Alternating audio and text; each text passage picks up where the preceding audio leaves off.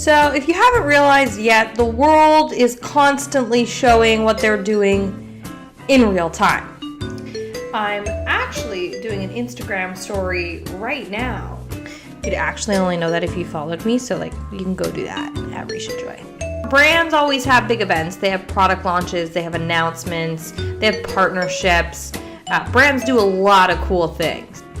And if you're not, you should probably rethink your whole strategy. Salty. So by going live, you can actually make the people who are connecting with your brand feel invited when they actually aren't. I'm not invited? Don't worry. With the way things are today, you can make sure that everybody feels invited. And that's it for A Minute to Win It. See ya.